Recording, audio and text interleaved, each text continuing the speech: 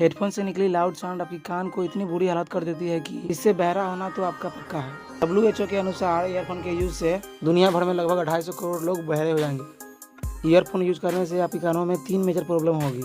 Earbud आपकी कानों में इस प्रकार से टाइटली फिट रहते हैं। इसे लंबे समय तक यूज करने से आपका ईयर कनाइल ड्राई हो जाता है। इसके कारण बैक्टीरिया और फंगस आपके कान में एंटर करेंगे और इन्फेक्शन फैलाएंगे। दूसरी ओटिटिस एक्सटर्ना, आप लोग लगातार घंटों घंटों तक ईयरफोन से गाना सुनते हैं। इससे आपके ईयर कनाल में एक स्वेलिंग हो जाती है। कान एक सेंसिटिव ऑर्गन होता है और ओटिटी एक्सटर्ना की वजह से कान में बहुत तेज दर्द होता है। और तीसरी परमानेंट हियरिंग लॉस, ईयरबड आपकी कान के ईयर ड्रम से बस इतनी ही दूर रहता है। ईयरबड से निकली साउंड वेव आपके ड्रम को इस प्रकार वाइब्रेट कराती है और इससे आप बहरा हो सकते हैं। ऐसा ही अमेजिंग वीडियो देखने के लिए वीडियो को लाइक, शेयर एंड चैनल को सब्सक्राइब करें।